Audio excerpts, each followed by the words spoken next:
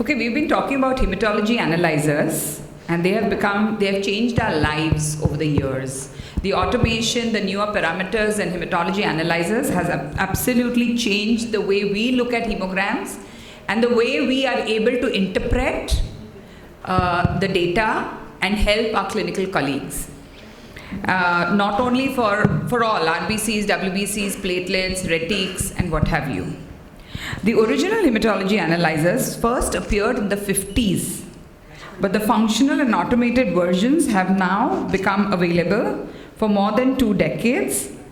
And let us discuss briefly about the newer parameters apart from what we have already heard. Now, the first question I would like to direct to Dr. Shahnaz Kodaiji. What problems did you encounter with the new parameters vis-a-vis standardization or not having a reference range or acceptability amongst the clinical fraternity? So basically, how did you standardize your new parameters on your hematology analyzers? Can you hear me?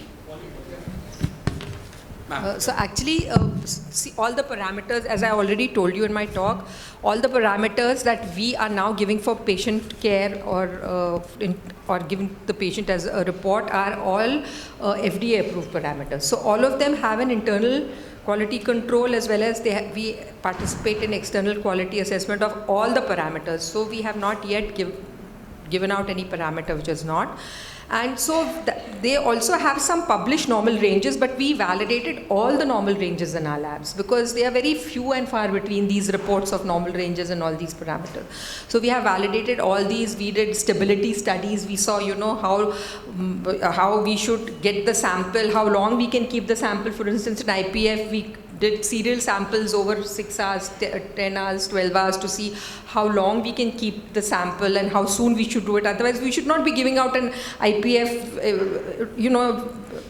without knowing that it deteriorates after 12 hours or 14 hours or whatever. So we've done all of these studies.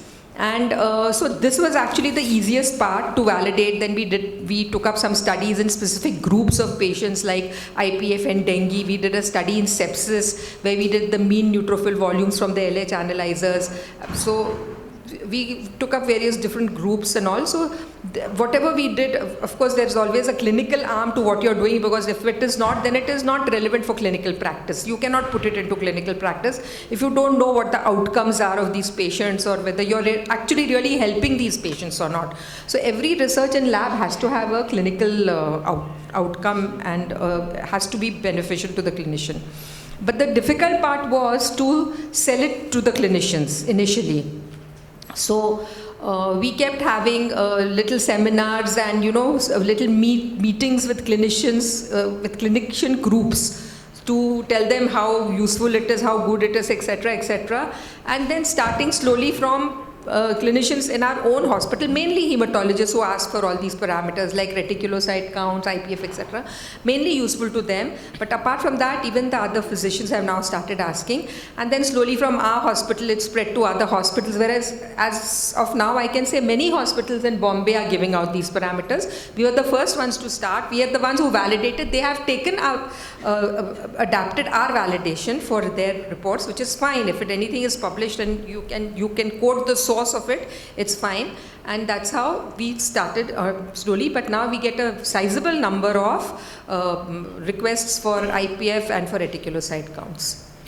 Thanks, Shahnaz. Now, cellular and morphological analysis is a very integral part of any hematology laboratory, and they are being used predominantly for various parameters that we churn out of our analyzers. So, Dr. Kelkar, I'd like to ask you, how do you define the flagging criteria thresholds for smear review for your hematology analyzer? I must say that this is one of the questions.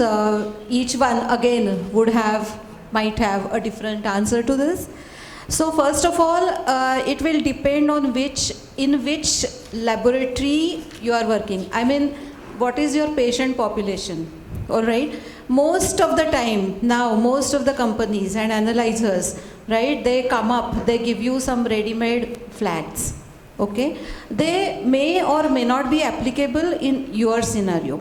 So what we do, we are an institutional based laboratory. We get a diverse kind of patients. Okay, some centers may be there who would have, just a routine checkup as the majority chunk and some abnormal patients.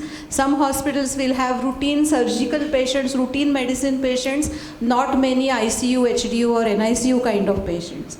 So the point I am trying to make here is look at your patient population, look at the flags which are already provided, analyze, assess what is happening on your actual morphology. And what we have done in our laboratory is we follow the ISLH guidelines. I am sure everybody is aware about these guidelines. There is something called as delta check, there is something called as delta failure. It essentially tells us that you look at your patient, what had happened to him previously, what is happening now. If that is okay, even if the flag is raised, you may not review a slide. Then there are criteria which are based on MCV, based on hemoglobin, based on platelets, etc., etc. Okay, so for a new patient, whatever may be the flag, no flag, we do the slide review. For admitted patients, we go in by their previous values. We do check whatever the flags are raised, but we also take into the consideration what has happened to the patient before. So these are the general guidelines maybe I can tell in this short period. Thank you. You know, the experience that we have in our laboratory is that sometimes you have a patient with a normal count. 6,800 is the WBC count, and the patient has actually got blasts in the peripheral smear.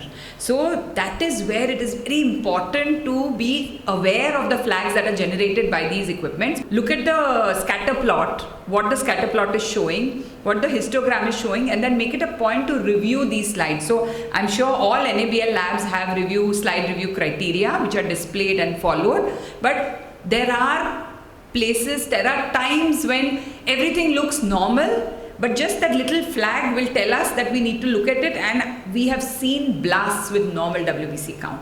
So I think that is very important to make sure that we look at the flags properly. Your experience regarding IPF utility predicting recovery of platelets, especially in dengue patients? According to me, helps in managing dengue patients in two ways. First, the traditional way, we know that it can be used as a surrogate marker to predict recovery and decide, especially at those critical level of 10-15,000, whether to transfuse or hold on for another day. The second area where it helps is to just manage the chaos in dengue. I don't know what the scenario here is, but there is a big resource crunch in Delhi during a dengue epidemic. So there aren't enough beds, public, private, all put together. So to segregate patients who would be needing those beds or who would not be needing those beds, IPF can come as a good surrogate marker, because if the patient is 30-40,000 and the clinician is hell-bent on admitting him, if he already knows that the IPF has gone past its peak and is on the way down, then they might as well wait another day, hold their horses, the platelet is around the corner to be recovered. And second point I would like to make here is that we can't set any ballpark figures on IPF. So no single IPF reading is going to be of any use to anybody. You need to follow it up like a trend analysis, and only once you see the peak and the fall from the peak can you be certain that this patient is now around the corner for recovery. Thank you. How do you diagnose immature platelets on the smear? Yes. This is, I think, I'm talking specifically for dengue patients. That's what your question is. Yeah, most of the patients. Yeah, so even in our lab also, we do follow patients on day-to-day basis. Day one, the trend of the platelet count first. Second, the trend of the MPV, as Madam said. MPV should rise as the immature platelets do come into the circulation. And as far as the smear morphology is concerned, you need to see the large platelets along with dense porous granularity to that, and with small spikes at the platelet margins. So those should be the immature platelets, and over a period of time, or maybe 8 to 10 hours, if you are getting a samples of every 8-hourly basis or maybe 12-hourly basis, then you need to follow all the smears and then judge and reorient yourself on the platelet morphology as far as during this season is concerned, and you can make a good judgment that the subsequent platelet count may go on rise. Retic hemoglobin equivalent and immature retic fraction, IRF, What is your experience in daily practice? Because I'm a hematologist, I mostly get the patients who are actually anemia, who are in severe anemia. It would be useful factor for the general pediatrician or the physicians or obstetrician to pick up iron deficiency anemia in an early stage. So yeah, they are useful.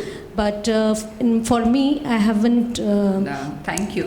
I think very true. What she's saying is true. If any of us have access to these parameters on the cytometers, then it would make very interesting studies to look at these options and see how we can help the clinician for better patient management. If we can pick up things earlier and tell the clinician that predictive medicine, as they call it, if we can predict a particular condition before it actually happens, I think that's what we are heading. We are heading towards that. And I think these companies are coming up with newer and newer cell counters, which are giving us more and more information. The only thing is we need to tap that information to see how we can help in patient management.